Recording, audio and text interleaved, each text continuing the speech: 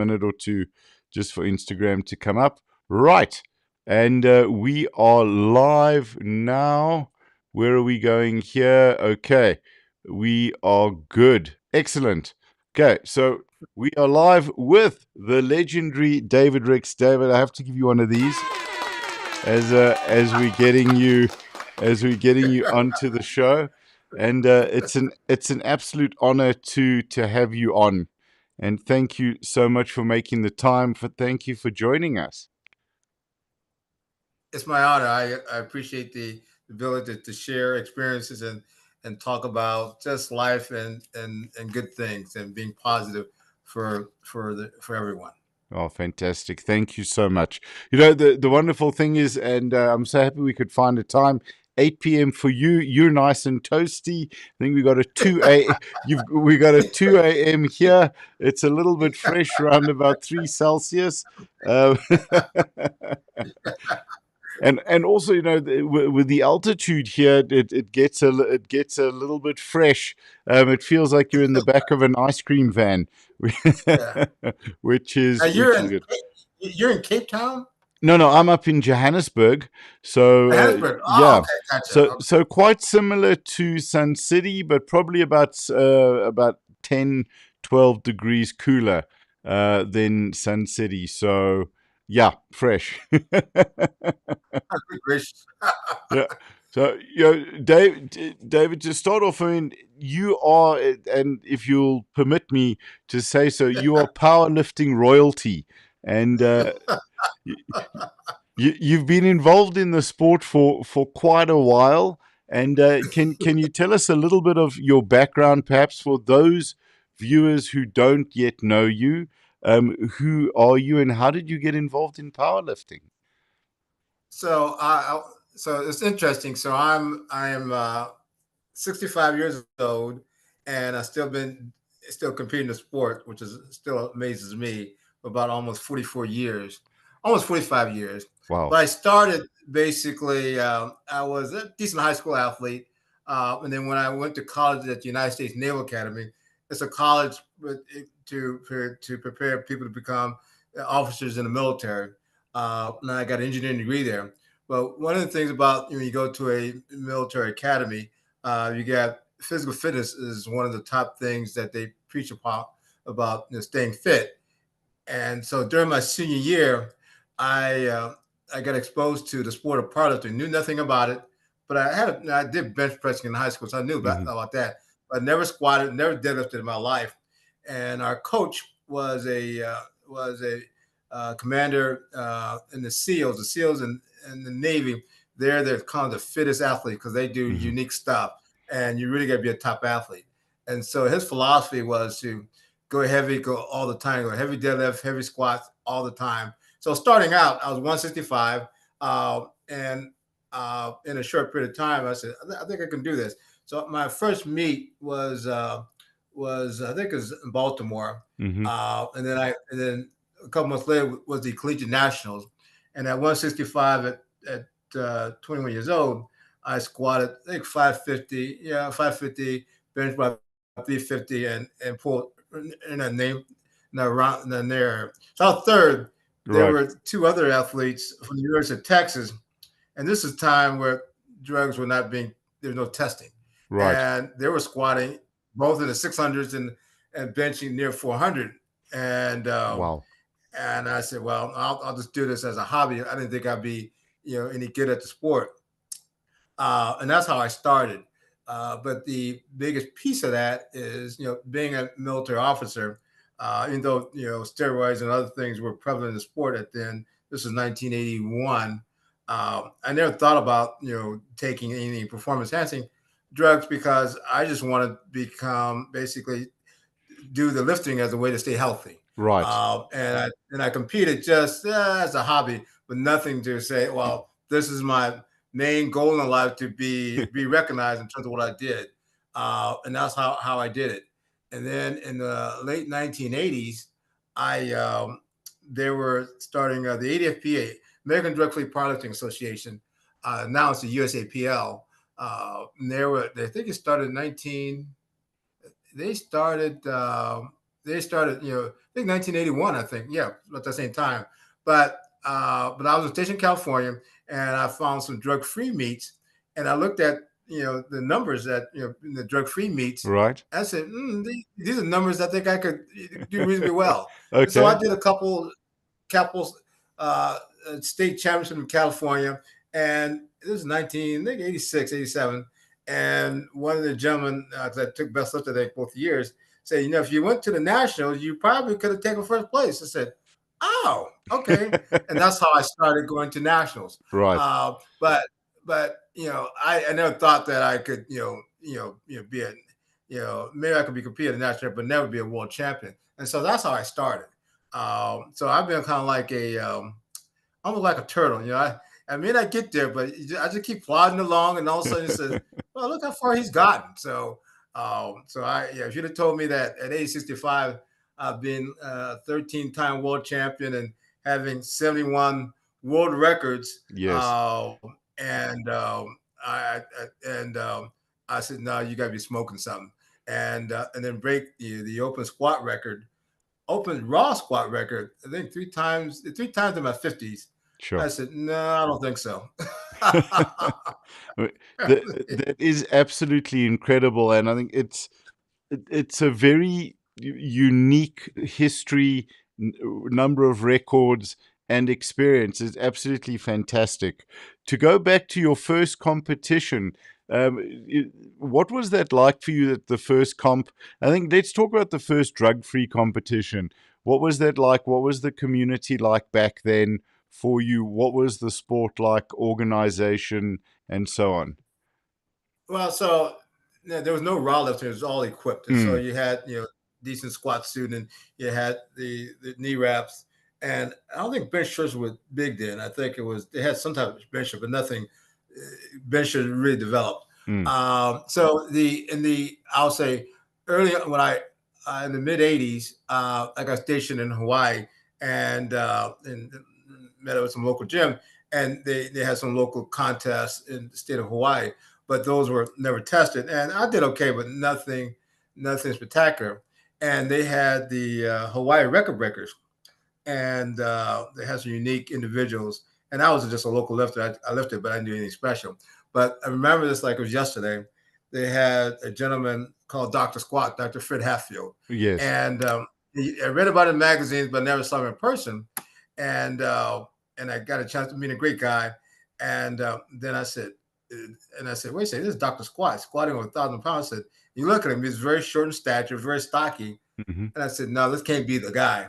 And then later on, when they loaded the weights and they announced who he was, and he put 1,000 pounds on the bar, I mean, I was in shock. I was just that was that was a shock. But the Hawaii record breakers is like it's like the Sheffield now in terms of just big numbers. And so, but I never thought this. I didn't think I would be one of the big names in sport, and I just kind of did it as a hobby because of my military career. But later on, when I got in California in the late 1980s, when I first found the drug free, Hmm. idiot American Drug Free Federation, and start competing at those, I it was great to have uh, be around people who had the same philosophy in terms of drug free lifting, Right. and uh, and then measuring yourself against similar competitors. And so, nothing against the folks who do other stuff. It's just everybody has to make their own choices. And so, and then what it did for me, knowing that people were using the same standard I was in terms of personal lifestyle, and knowing that I was not too far from being very competitive, it drove my competitive nature, saying, "Well, if I tweak this, tweak that, and do some things, I think I could be on their level." And Right. so, like all of us, we like to be very, we like to be competitive if we think we've got a chance, and that's all ADFPA gave me. It was a chance.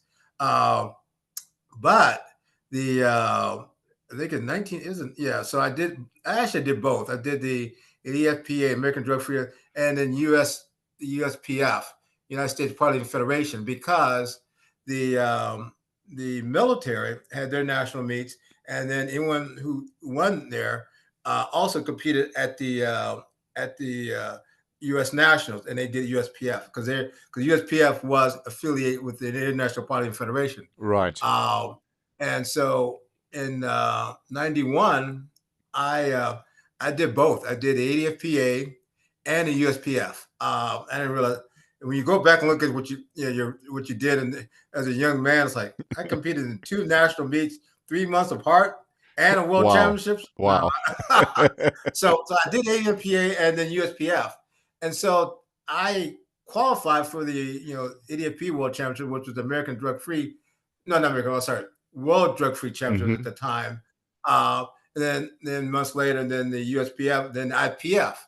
And so for me, I didn't think I would do more than one world championship Right. because of being my military career. And I said, if I'm only going to do one world championship, then I want to be against the toughest competitors. Right. And I chose the IPF, and I knew at the time that the IPF was testing, and so I said, well, I should have a decent chance. And this is before the internet, anything else. And so I had no idea who won it last year, who was the top lifters. I just was there just to compete, have fun, and I was fortunate enough to win it. And I was like, wow. I was in shock. So that's how I kind of got started. But yeah, so I didn't expect to have to be at a high level lifter for an extended period of time. Because I was getting my late 20s, early 30s, and the philosophy, yes, it's a little different now, but you think that because you see professional sports stars, especially football players, some other ones, once they get in the late 20s or 30s, they kind of just peter off and just they're okay, but they don't do anything highly competitive. And about the strength sport, I didn't really know anybody to kind of compare, being a natural lifter in terms of how that would work. And so I said, well, I'll just kind of see how I'll just keep riding this train, see how long I can ride it. But I had no idea, right, as a natural athlete, how long you can be competitive at a high level. Now I've changed my training, of course, but there's no way that I thought that I'd be competitive in my late 30s, let alone 40s. Not in my 50s. That'd have been no. I said no. There ain't no way that ain't gonna happen. And later on, doing some new things, even in my 60s, like, no, I don't think so. That I don't have a frame of reference to kind of do that. The only master athlete that I remember at that time was the two ones. One was Inaba, the great. I think it was 47 kilos, and he was in his 40s or 50s and still competing. And his bench wasn't that great because he hurt his shoulder. But even at a late stage, he was still, his squat and deadlift was very competitive against guys half his age. Sure. And then there was there's a guy, the guy's name was actually from Oklahoma, big deadlifter, and I'll forget his name. But there's only a few, I'll say athletes in the 50s that I remember. I said, wow, that's unique. So if you'd have told me this journey, I said, no, I don't think so. I'm just kind of surprised I'm still hanging around. And people like you are interested to talking to me. I'm just fascinated and blessed that we can have this conversation. It's firstly, it's wonderful to talk about your time in the sport, and you're such a role model to so many lifters. And for me, I came into powerlifting in my early 40s. I started competing as a Master 1 because I got too many. Yeah. I was involved in martial arts and I was getting too injured all the time, and it was taking very long to recover. I didn't want to cut you off. Now I remember that one gentleman, Walter please. Thomas. Yes. He won his last world championship at age 50. And I was on the world team with him, and he's passed away. But when I was on the team with him, and I knew he was a little older, and I found out he was 50. Yeah. And I didn't realize how significant that was. Absolutely. So I'm sorry to interrupt you, but no. So there's only a couple of lifters that I remember that's it's kind of unique. And so Walter was a tremendous great guy. Sorry, go ahead. No. Absolutely. It's that's what I love about the sport. And I think particularly here in South Africa, we have a lot of juniors and sub juniors, but we also have a lot of people coming in sort of in their 40s, trying to find something. For me, it was wanting to find something, as you said, to be healthy, to be mobile, just to have a little bit of fun. And then the competition is wonderful. For you, carrying on and competing and breaking records, open records, still, in your 50s is absolutely incredible. And it's a testament, I think it's not just to the capacity of the human body, but to the mind and just the value of staying healthy and looking after yourself and staying fit. What has powerlifting done for you in terms of your day to day lifestyle, and your energy and capacity and mobility? Well, that's interesting because you know, I have like a regular job, Mhm. like all of us do, and so in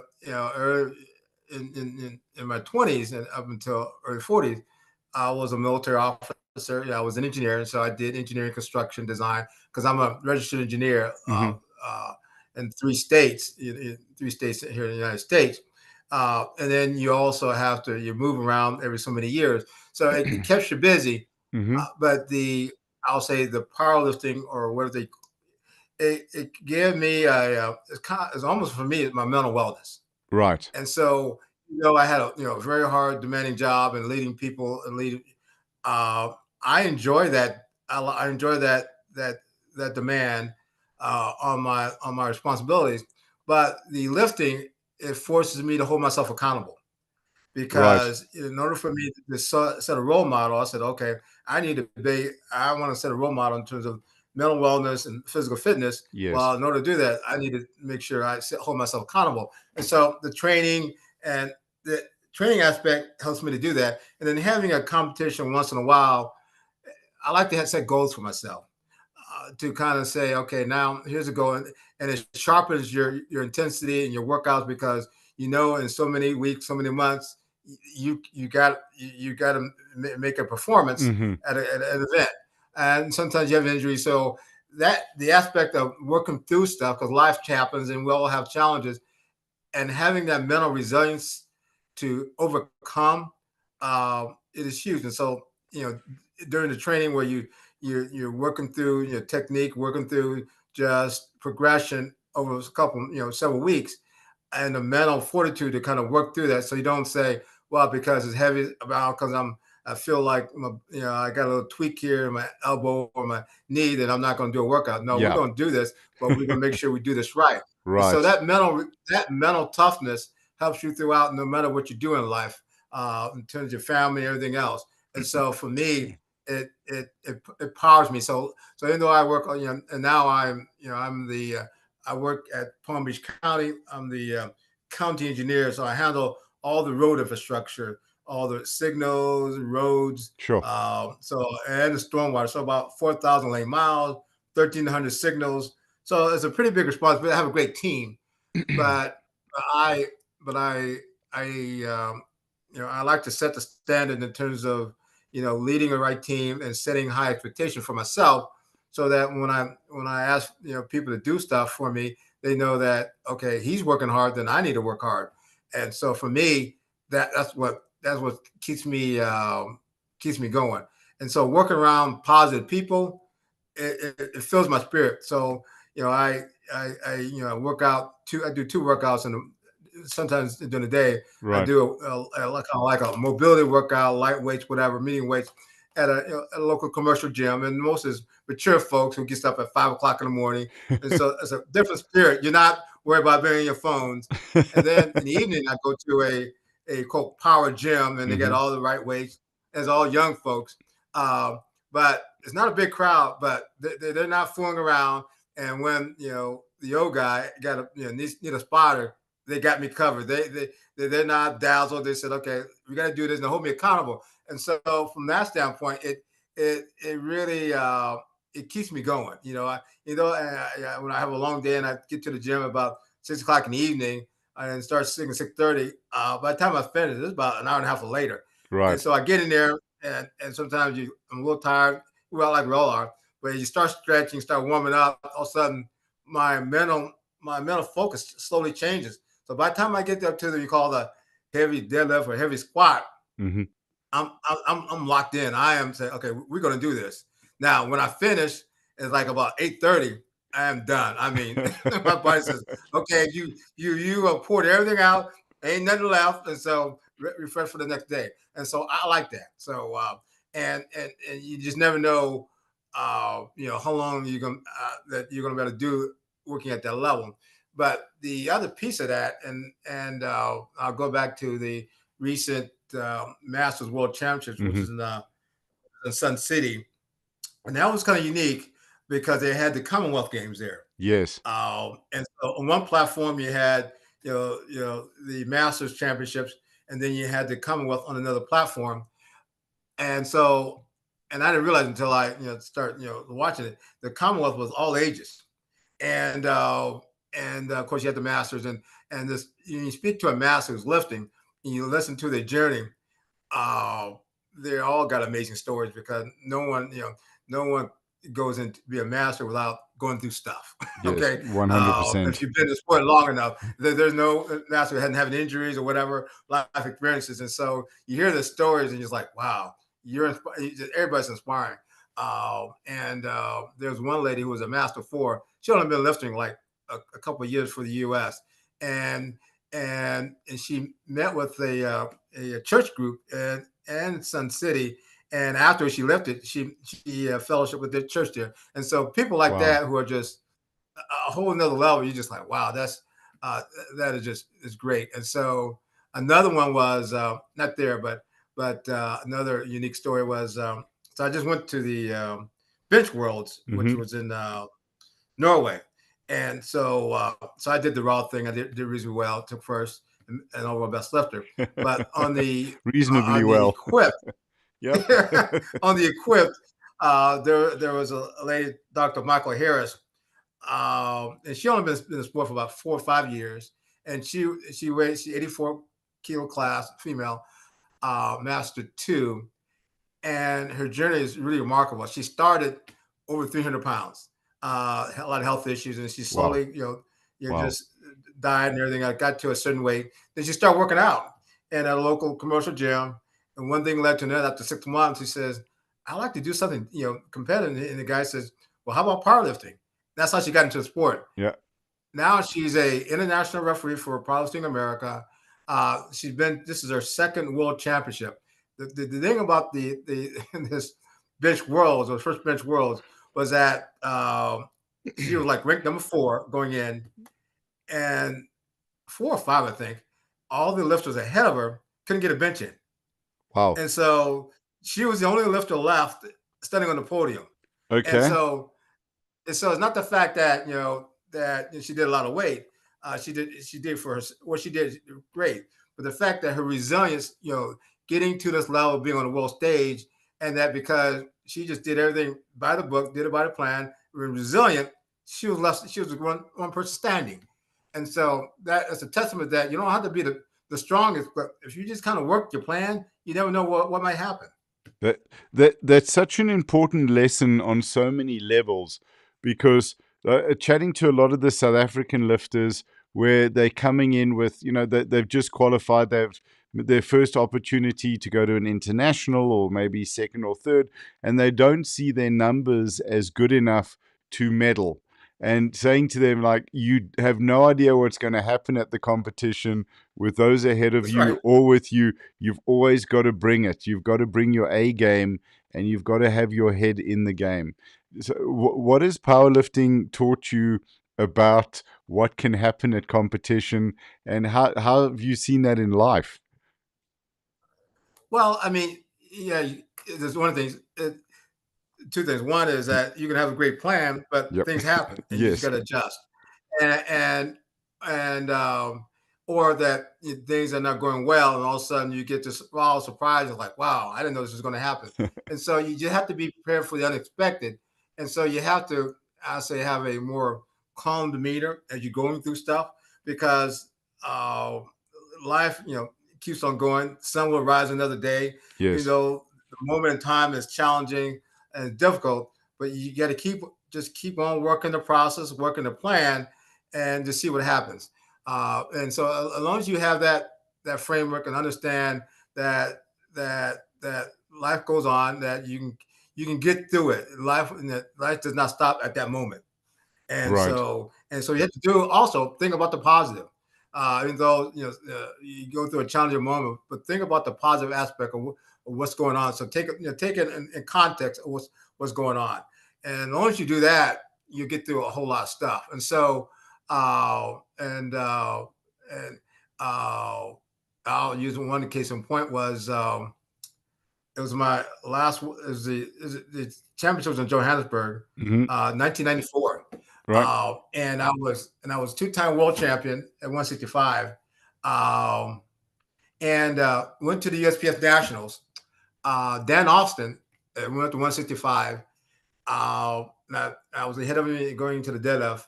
I think by about 40 pounds, Hmm. and he pulled like a 744. Amazing lifter. Dan is another amazing U.S. lifter. And so I wasn't on the national team going to the World Championships, and I was living in Japan. And Right. so I was still training, whatever, and found out I think 2 months before the meet that Dan, because I think he was in Las Vegas at the time, and he couldn't go. And it said, David, you're the second spot. Do you want to go? And I said, sure, I'll do that. And at the time, I was getting older, and my body weight was training like about 181 pounds, and they compete at 165. And so I said, I'm going to do this. And so I worked really hard, but I had to really cut the weight really hard in the sauna or whatever, and even flying. And so flying from Japan, I had to take a U.S. carrier. I went. This is interesting. Went from Mm. Japan to L.A., L.A. to New York, New York to I think Portugal, and Portugal to South Africa. So Wow. those plane trains are automobiles to get over there. Yeah. And then when I get over there, I was like still 2-3 pounds heavy. So I had to do the sauna again. Mm. And I said, this is the last time I'm coming on 165 because I ain't doing this all over again. But so I had no preconceived notions in terms of how well I was going to do. And I was fortunate enough to do reasonably well and take first place in my third world championship. And so that was, but but but before I got that call, Hmm. I kind of stayed in shape a little bit, hoping I would get the call. If I didn't prepare myself and say, "Well, I'm never Right. going to go," and I just won't do anything at all, also I get the call. I don't get 8 weeks, and haven't it's been like 7 weeks before I touched the weight. There's no way I prepared myself, and so you never know what the opportunity is going to open up for you. But you always, if you prepare, you never know what's going to happen. Right. And so, yeah, that was kind of my most surprising when I think back about it and say, well, I traveled almost 18 hours across, whatever, and I got a cut weight, and then I had to compete at this level. Like, ooh, I don't know about this. So if you think about the challenge you're going through it, sometimes you'll talk yourself and be defeated. But you said, Yes. okay, well, let's take it step by step and then see what happens on the next side. So yeah. So I love that you can talk yourself into being defeated, and also you can talk yourself into victory as well. That is correct. So, but the training process helps you. That mental challenge during training helps you build that resilience framework. Yes. So that as you go through those training challenges, whether you know it or not, it builds a wall of resilience for yourself.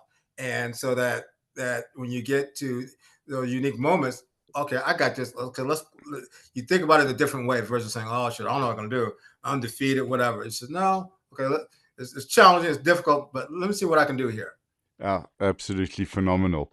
Yeah, what I love about having you on and chatting to you is for many of the athletes that I speak to, it's about one or two victories, one or two world records. For you, there's so many. So I get to ask this question. Um, so, which of your world records and which of your world victories are the one that stand out for you? Are there any in particular you'd like to talk about that mean a great deal to you?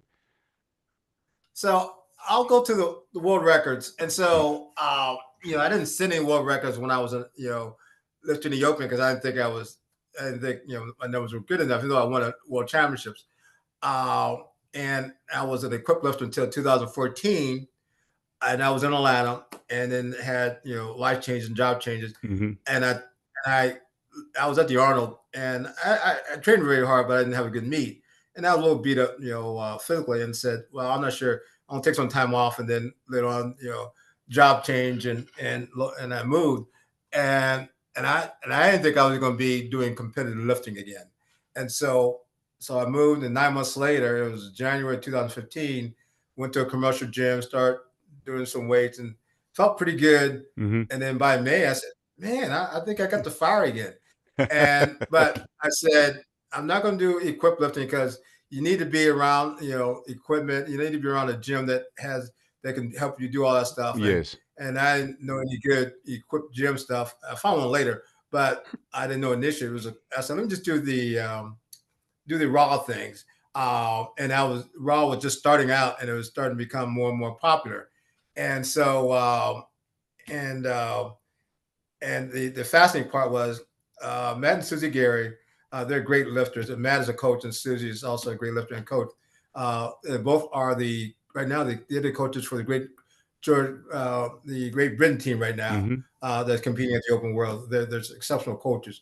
But so they had a gym in Maryland, and not too far from where I was living at, and they're having a first time lifters meet, 10 to 15. And I said I needed to qualify again because I've been out of sport a little bit as a raw lifter. And I said, Matt, I'd like just to be a token lift so I can do some token lifts, the bar, and that's about it. And so I can qualify for the USAPL Master Nationals. And he said, well, I'll let you join the meet. You're an older lifter, but you're going to have to do something. I said, why? Because as soon as I said Dave Rick's going to be here, you need to do something. I said, Matt, I only got 6 weeks to train, 8 weeks. That's not my problem, Dave. That's your problem.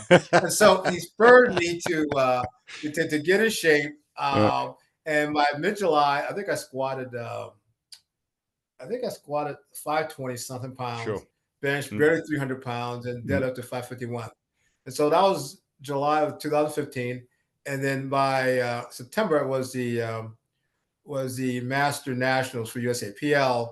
And by then, my squat moved up to squatting over, say, 275 kilos, Mm-hmm. and that was the same, and benching about 180, about 185 kilos. So the reason I say that is that now so I qualified for the Master Worlds, and that the following year, 2016, was in Killeen, Texas. Right. And so I had a good, several, different multiple training cycles. And about a month before that, I started looking at my squat. The open squat record at that time was only, I think, 310 or 307. Right. 307, some change, I think it was.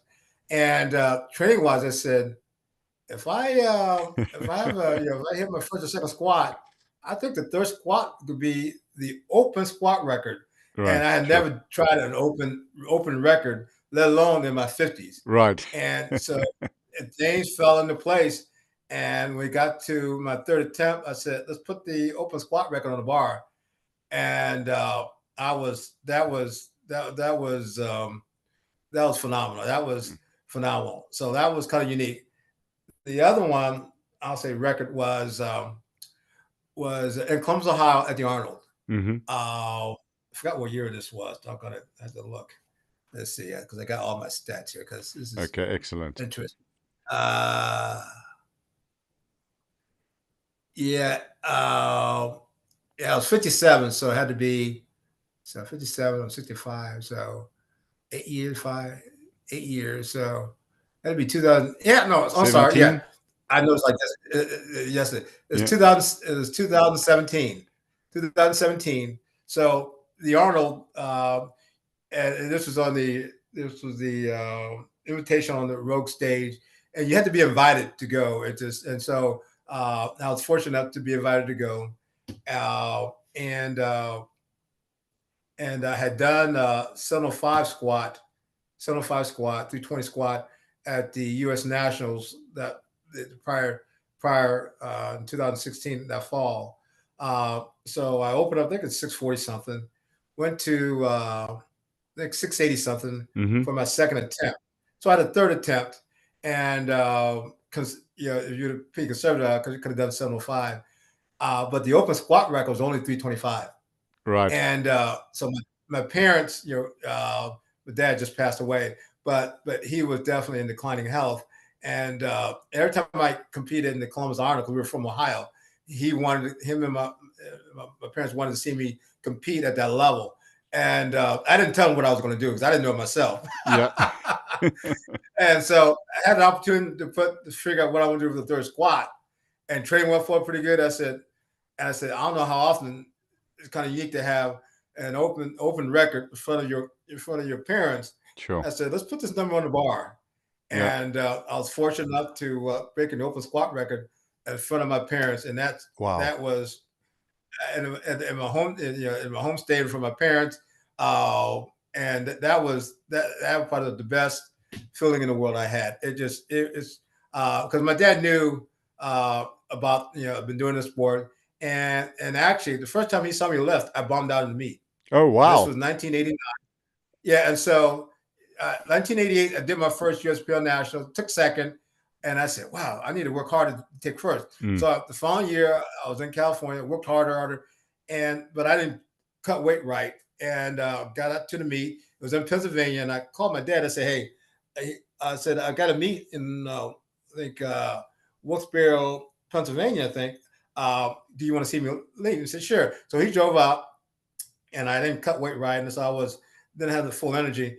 And then the day of the meet, we're in my weight class 165 was in the afternoon, and they kept pushing the starting times back because Oh, wow. because the schedule kept slipping. But when it got to my weight class, they decided to keep the schedule, so I didn't warm up very well. And then when you place your opening attempts, my next competitor who beat me last year was going to open up somewhere near 600. And I said, well, if he can open 600 near 600, I can do that. Wrong plan. And so I didn't warm up very well, didn't diet very well. So the opening weight felt like a ton of bricks, and I didn't go deep enough. Go 3 red lights. Did it again, 3 red lights, didn't go deep enough. And the third one said, I'm going to sink this one. Yeah. And second, and I couldn't come up. I just couldn't come up with it. I had no strength. And so all that work and training, I had my dad drive out and nothing. And I told my dad, I said, I know you want to see the rest of the meet, but I cannot sit here and watch the rest of this knowing how hard I trained. Yeah. How well I could have been either in the top 3 or even win the thing. Let's go watch a movie. Right. And so we did that. And I said, maybe this sport is not for me for competing at this level. And then he says, no, Dave, just think about it. Think about what you did, and maybe and then reassess what you did, and maybe you want to do it again. And so I took some time off, about 3 weeks, and then I sat down and said, now what did I do wrong? And logically, and so I refocused myself, and then I started really working better in terms of what I did, and especially at the meet, changed my mental strategy about that. But so put that as the backdrop that his first meet that I bombed out at, and to this meet where I set the open squat record. That personal journey was like, wow, he has seen me go, go through that journey, and so that's probably my best moment I'll say in the sport, just from that standpoint. Absolutely incredible story.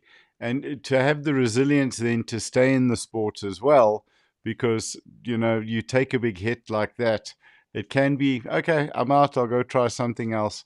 But to stay in as not it's wonderful, but it's also benefited us because we've got to watch you continue lifting, which has been absolutely fantastic. So that is correct. Speaking about continuing lifting, chatting about the future, is there anything that you'd like to share with us and to chat about? Well, 2 things. So I was fortunate enough to go to my first Bench Worlds here, a couple weeks, 3 weeks ago in Norway, and won my weight class, and then surprisingly won the overall best lifter. and I Actually, didn't I actually have set to all give the you. goals. I We have to do one of those again as well. So, which is really fantastic. Yeah. But I have to give a shout out to my chiropractor, Damon Dr. Fazalala. Hmm. He also competed at the Center for Kilo, Oh and wow, he set two world records because wow. the gentleman next, who was second place, also set world records. That was his world record to break, and so he had to keep his numbers pretty close. So he went 3 for 3, set world records, and I watched him lift before I lifted, and so I just assumed that he would have won the best lifter unless I got at least two lifts in. So I only got my opening lift was 190 kilos. I missed 200, Mm. just a little off. And so coming off the platform after my third lift, I said, "Well, Dr. Damon, you got overall, your best lift." I said, "No, I think you got it," but they didn't show the numbers, so I wasn't sure. And then when they did the individual awards at our flight, Yes. and normally they do the best lifter at the banquet, but I was going to leave, that Tuesday, and they said, "No, no, Jose, we're going to do also the best lifter." I said, "What are you talking about?" And so they read off the third place lifter, the guy who took third in the 74 kilo, and then right after Dr. Damon, he was standing behind the curtain because he's also coach. He didn't walk out, so that's odd. Then it read my name. I said, "What the heck?" So that was really surprising. But he's Fantastic. a great chiropractor, and so we was kind of chuckling to each other as we were getting ready for this tournament because we know he's going to be we know we're going to be 1 and 2 for the best lifter. So that's kind of like an inside joke.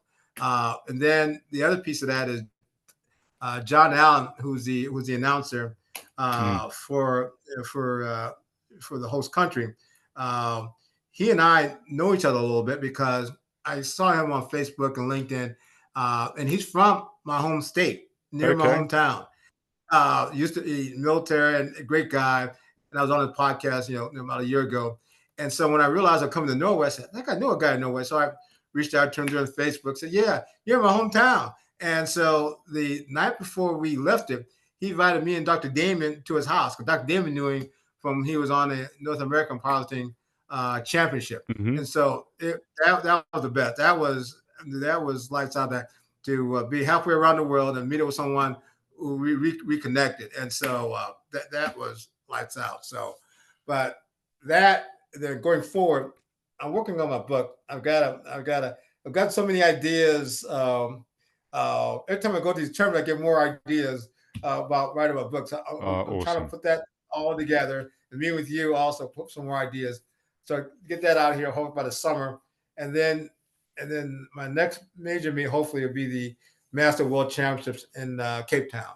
We are got to do one of these and throw in a clap of thunder as well, because that's absolutely fantastic. We really looking forward to seeing you there. The location is going to be great, in a hotel called Sky Hotel, where you'll be able to Okay. you'll be lifting and with a view of Table Mountain, so you can, with the deadlift and the squat, look up, but don't look up and to left, because then you'll see the Okay. mountain and you'll be like, wow. So we don't want you losing focus on that. And but it's going to be a really fantastic competition. Looking forward to having you out here. Another lifter that I've had on the show, actually I think twice, lovely man Mike Rodriguez, also let me know that he's coming out. So I can't wait. Oh, great. Awesome. Yeah, it's going to be. Geez, I hope I was supposed to say that. And it just really, hanging out with the masters is always something very, very special, and it's really inspiring that you can stay competitive in a sport and have a reason and a purpose and a lot of fun to push through. I just wanted to. I know it's getting a little bit late over where you are, and I want to be respectful of your. No, I'm good. You're No, trying. You okay? Yeah. I have plenty of time, so Okay. we're good. Fantastic. I don't It's want to be cutting early it. for you. Yeah. It's 2 o'clock in the morning. I'm Yeah. like, Well, listen, you can't. I've had a couple of the New Zealand lifters on, so he's going to say you can't scare me. yeah, right. Okay, all So right. the one thing with the lifting that I wanted to also touch on was sort of when I speak to people in the sport, the thing that resonates most is the wonderful community. And this lovely story that you've just shared as well with lifters and having a lot of time in the community. What does the powerlifting community mean to you? What do you think it is that makes the sport so special as well? So, two questions there. But two things. One is, of course, it's an individual sport because it's you got to work on your craft, work on your lift, whatever, and so you spend a lot of quiet time just working on just the specific parts of getting ready, preparing your body for whatever that is, and then when you get to the contest, Mm. it is almost like a another like a family. You're coming back home to a family, and everybody has similar journeys about getting ready for this competition. So you're all kind of commiserating in terms of that journey to get there, and then just the shared experiences of celebrating everyone's performance Hmm. because they know that it's not just what you see on the platform. There's a lot of hours and days and weeks preparing for that one specific moment, and so to seeing the sheer exhilaration, joy of people who basically got to that level and compete, no matter what competition, they don't have to be international, whatever, even a local competition, what that is, to seeing people who work setting goals for themselves and then also achieving a goal at that moment. And so it's a mindset that everyone is working toward the same mindset. So you almost kind of like it's like a secret brotherhood that Yes. once at the gym, once you're at a tournament, everybody has that same journey. No, not the exact, but they've got that same mental challenge, that same aspect of trying to work through setting goals for themselves and see what they want to do, and just sharing those stories and sharing that mental resilience part of it. It's it's really uplifting. And of course, masters a little different. Not different. It's just that us masters, we've gone through life. Yeah, we've yeah, had yeah. we've had a lot of experiences, good, bad, life, death, all that stuff. And so you you have this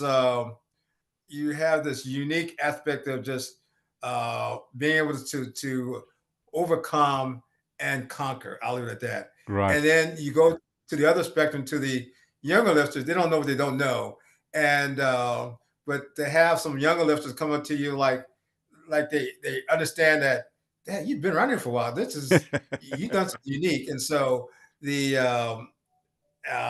I was in the Sun City, the Commonwealth game, they had a lot of Mm-mm. youthful lifters, and so I didn't get to know none of them at all. And so we had the host, they had two or three host hotels. I think I was. So I was sitting there at breakfast, and I was just in just a regular just shirt, just casual, uh, and I was sitting next to this young kid and his mother eating breakfast, and he this is the day after he looked at me and says, "You look familiar." I said, "What do you mean?"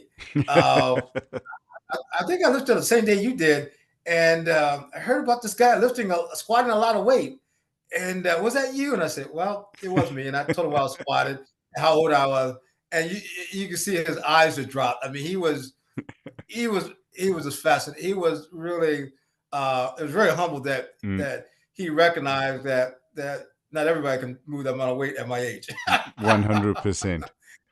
No, And so I think same let's go back there, but not everybody can move that amount of weight at any age. that's great. But to have them to see those young folks Mm, understand that'd be just fascinating. Well, since you're not my age, then you're old. We don't care what you did.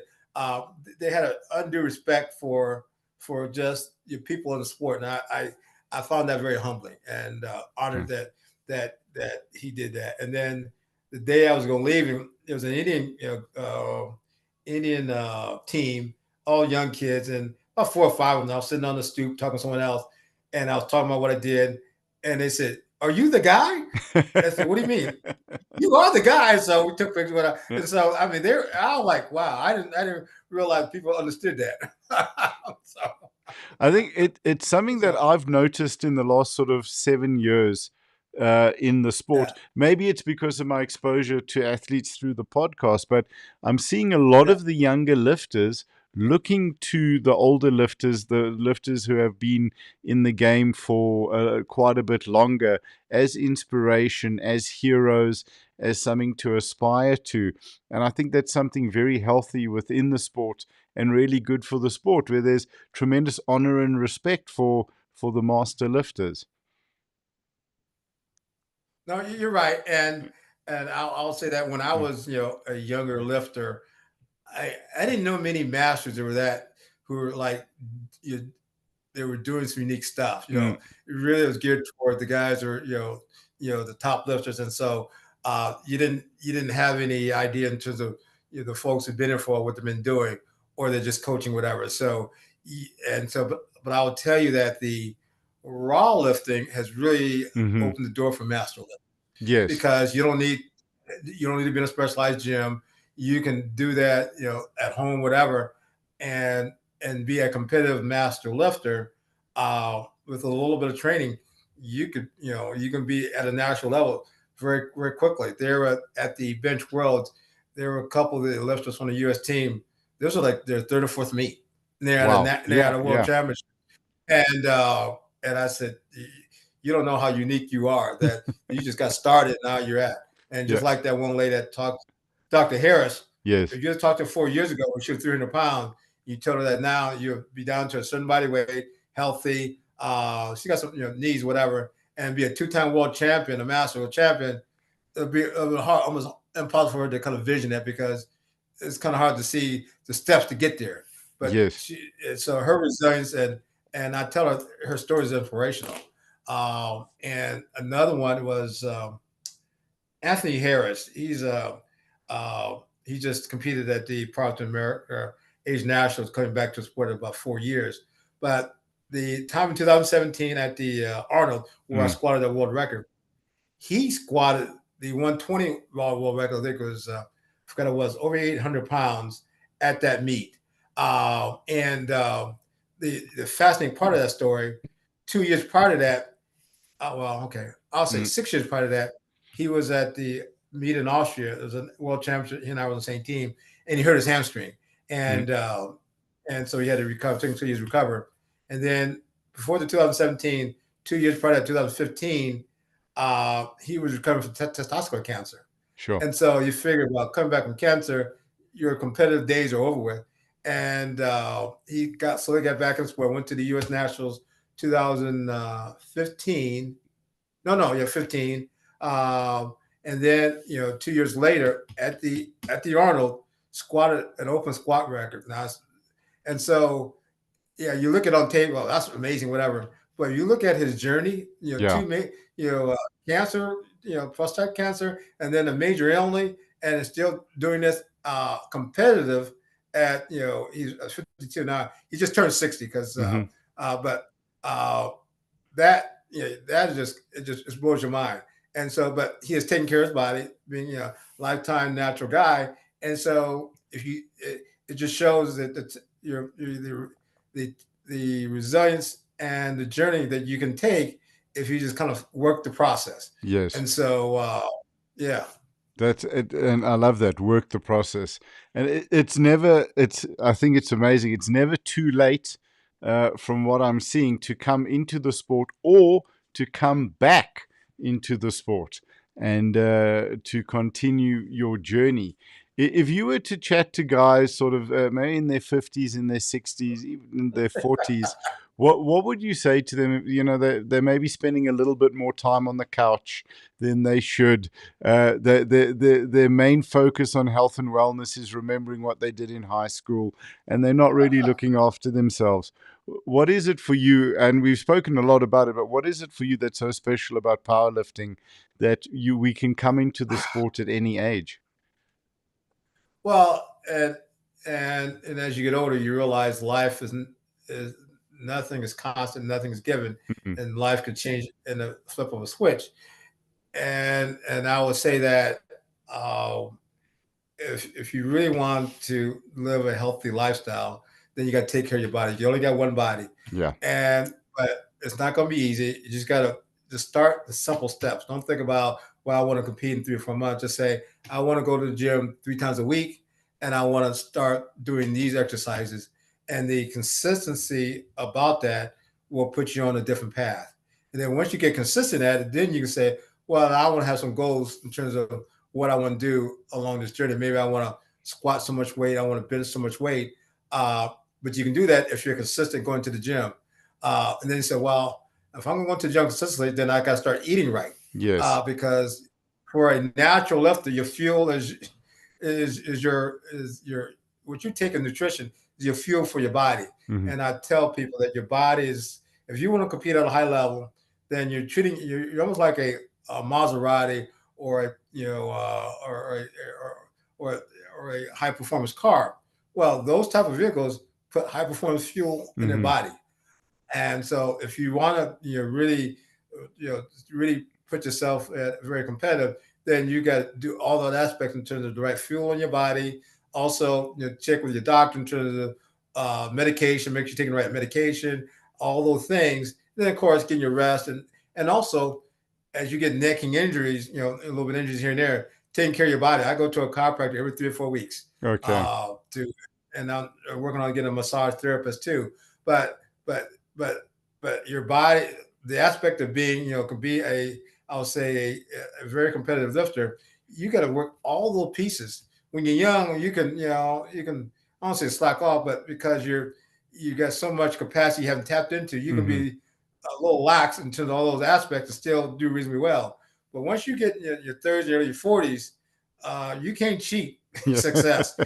You, you have to work at I don't, you have to be very logical and working the process. You can't be lackadaisical about it. Say, I'll go to the gym 3 times a week. Next week, I'll only do one day, and then one day, 2 days. Mm-mm-mm-mm. No, if you don't have consistent attack in terms of what you want to do, you won't have ability to achieve that goal at the end of the journey. And you don't have to have, say, I want to do a meeting 2 months. But if you say, I want to lose so much weight, I want to get stronger, those are great goals. But then also keep a journal as you go to the gym. I keep a journal on my phone. Used to have back in the day, you just write it in a little log. I used to do Yeah. that too. But now with these smartphones, you just write in your log, in your journal, and keeps you accountable. And so you want to keep yourself accountable in terms of your nutrition, your workout logs. And you go back and say, oh, I missed this. I need to do this. And that's what it is. So it's not complicated, but you got to be consistent at it. And things, live without having to wait, and you take care of that, and you get back to what's going on. But it's I'll say that's really I'll say the aspect you want to think about, because it's hard when you're not doing so for a while. Hmm. Man, do I want to get back in? And the first couple of days, man, my body hurt. Oh man, this is a lot of work. And then you wake up at 4 or 5 o'clock in the morning. It's like, Yep. oh man, why am I doing this? And so you have to slowly shift your mindset that you are blessed to be able to do that, Sure. versus Yeah. versus saying, this is a job. I hate to do this because things going to happen health wise, whatever, and you won't be able to do it. And so I'm not sure when that day is going to come, but I don't want to I don't want to sit back in my rocking chair and say, man, I wish I'd have done that. And Yeah. so, uh, and so seeing people, do things as a master, it keeps me going. And then watching young kids who realize that this is unique, uh, it keeps me going. But I would say that the being around positive people who enjoy personal success and just the journey that you're on, it keeps you inspired. I mean, it is just it kind of fills your spirit. You know what I mean? Yep. And so not everybody understands powerlifting. Well, they don't have to, because people who are into to golf, whatever, they've got their community of folks, and people are, and when they get in those around their fellow golfers, whatever, it's kind of like a runners. People who run marathon. More power to them. I can't. They need to run one for me, because I'm not going to do that in my lifetime. Yep. That's not none of my goals. But squatting, over 700 pounds, that's a goal I have. Yep. So you have to figure out what drives your spirit in terms of spirit fulfillment, and whatever Yes. that is, and then work that passion. Work that passion. work on a regular basis, because it's very powerful. I'll leave it at Sure. And I think that. so many great points on that. And, I love what you say about work the passion, because the ability and the opportunity to work the passion is a gift, but it's a gift with a time limit as well. So you got to take as many opportunities as you can to keep working that passion. And because we don't know when we're not going to be able to do so. I also love what you said about running marathons. I was down this weekend. We were live streaming the Comrades Marathon. I mean, that's 90, Wow. 20, I think they said 22,000 or 24,000 runners just on 90 kilometers. And to see the guys coming through, and the guys who have missed the final cutoff time, we were at about 60 Ks. And just to see they still push, they still want to go, they're still working at it. That for me is something crazy. I'd far rather have to be focused for those few seconds under the bar That's right. than be going for 10, 12 kilometer, 10, 12 hours on the road. Yeah, that's a So whole nother mindset. 100%. A couple of questions that I love to ask our guests. Two of them are fun. One of them's a little bit more serious, and then one's also for a bit of fun. So, from a fun point of view, what do you love about powerlifting? Oh, jeez. I think just meeting the people, Hmm.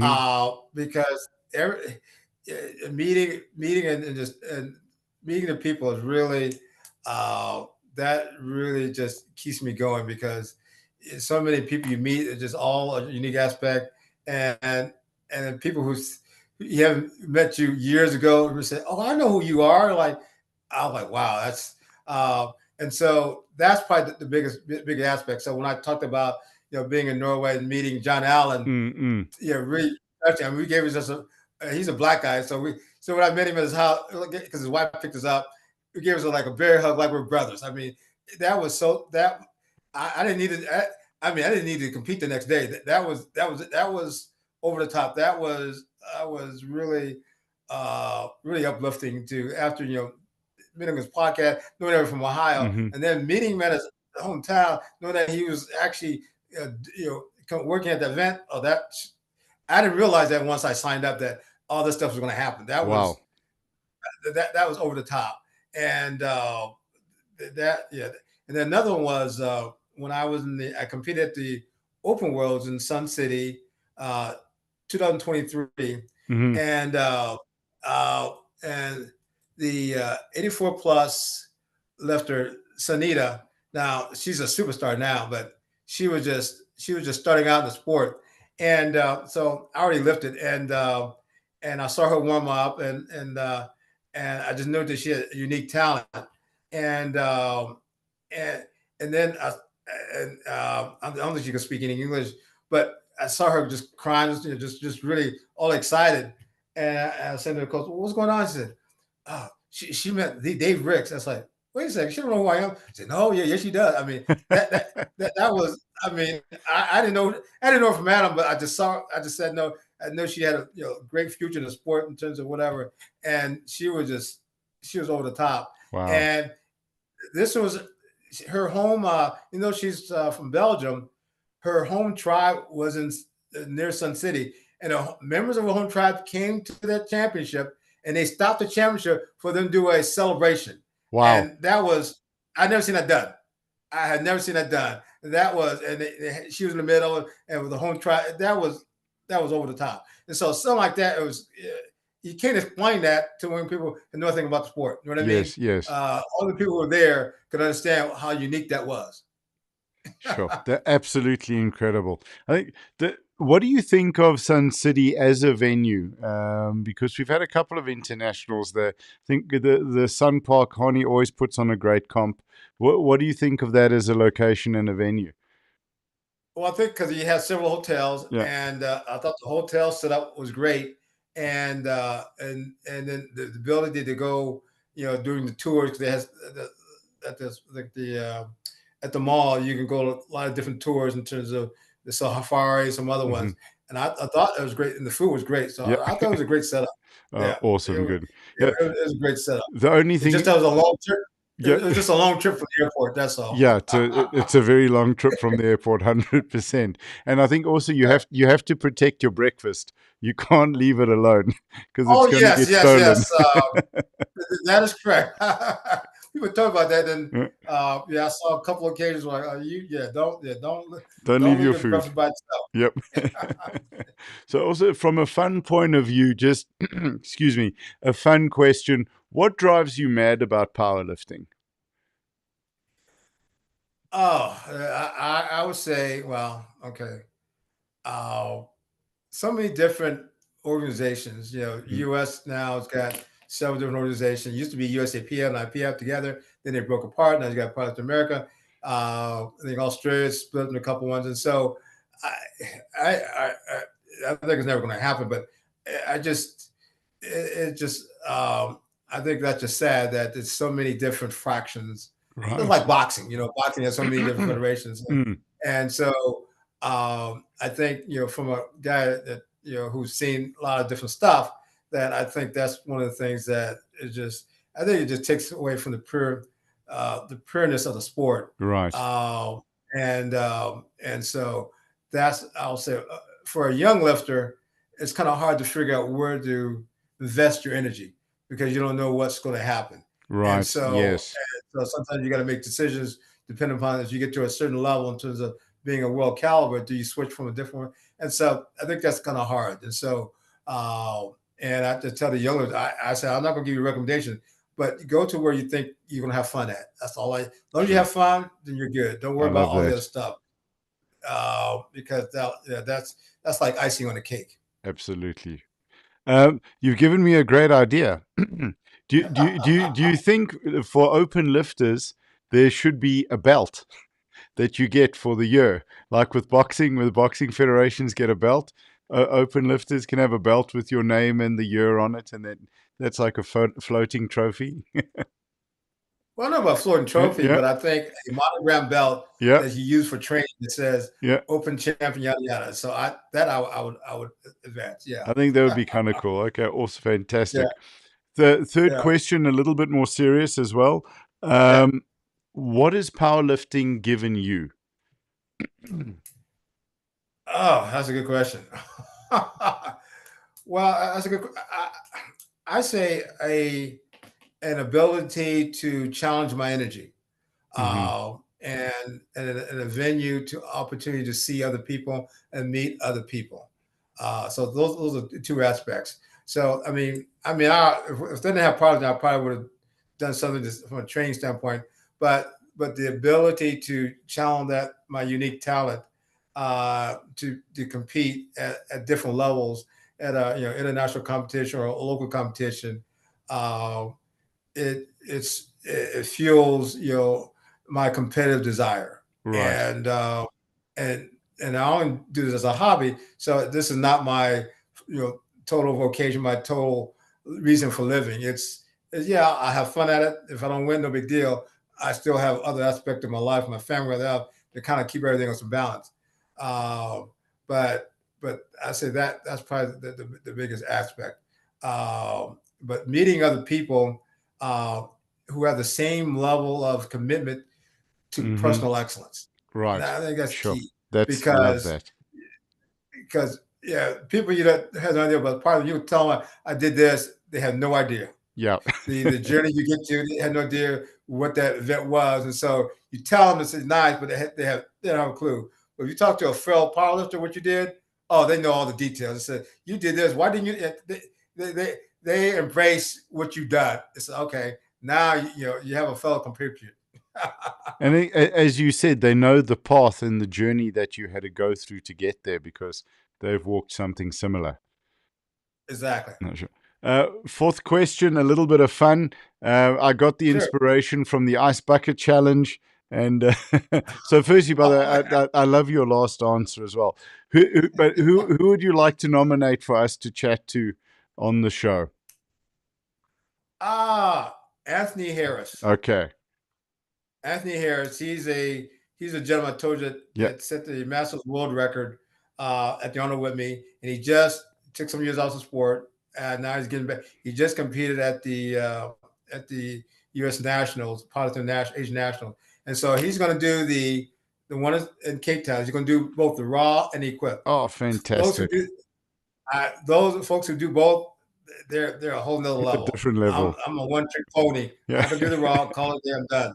But there's some unique individuals who can do it at that high level, and so he'll, if he does what he thinks he can do, he'll set some Masters world records because he just turned 60. Okay, that's going to be fantastic. I think I've got him as a Facebook friend. I'll reach out to him as well, Yeah, and tell him that. I'm going to tell him you tell him said so. Yeah, so tell him that Mr. Ricks, some man wanted you, that you're a great guy to talk to. So that's all you need to know. Thank you. But with your time and experience in the sport, I think we have to call you Professor Ricks. I think that's only fair and appropriate. And but we'll do it. Go ahead.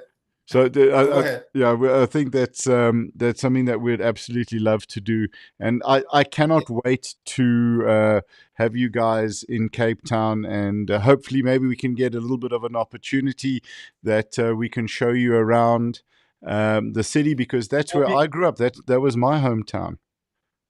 We would be honored to do that. Trust me, fantastic. we would be honored to do that. So you said you check that ticket. Fantastic! Thank you. And we particularly on the food side, some of the fantastic beaches and the beautiful attractions there. Now you have to do this after I lift. After you lift, 100%. It's like no, don't do it before I lift. Yeah. I'll be looking. Oh, that look good. That look good. So why didn't David Ricks make weight? Well, he went for ice cream with Nick. Exactly. No, I promise after you lift. I'm good. Yeah. That's it. I think just thinking about what you said about equipped lifters and raw lifters, those who compete in both, it's like, why would you want to go through two weigh-ins? That's what I don't get. Exactly. So no, I can't do that. I'm good. Oh, fantastic. Oh, David, thank you so much for your time. It's been an absolute honor. And I think I have to do one of these as well. It's been an absolute honor. Got to throw some hearts up to chat to you, and a privilege. It's always an honor to watch you lift. And for me at Sun City doing the announcing, it was an honor to announce for you, and to be able to call you to the platform. It meant a lot. So to be able to do this now, when we started chatting on Instagram, it put a really big smile on my face, and I was really excited about the opportunity to chat with you. No, I mean, just meeting you. I mean, I didn't know you from Adam, and then on my Instagram I said, "Who is this guy?" I said, so I went back and forth. I said, "Oh, okay. Well, let's have a conversation." So that's what makes it special, because we make one small connection. Now we're gonna make a stronger connection. Absolutely. And so what you're doing is inspirational with kids, stuff like that.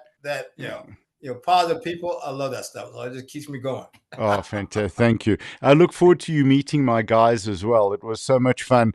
And seeing them, sort of flying for the first time. And the airline was really fantastic. Safair, they let my guys go into the cockpit to my stream team. Oh, man. So they got photos in the cockpit, their first flight. It was wonderful. Gracious. Absolutely fantastic trip. So it was great. Look forward to you meeting them as well. And I'm looking forward to seeing you in Cape Town. And looking forward to seeing. I don't want to put out. Maybe you could break another master squat. An open squat record. You never know. You never know. You never know. I'll see what I can do. Fantastic. I'll see what I can do. I'll leave it at that. Excellent. Okay, good. No, 100%. And then definitely Fish on the Rocks in Hout Bay. Best fish and chips in the world. I say that with confidence. So you're sitting on the harbour mouth.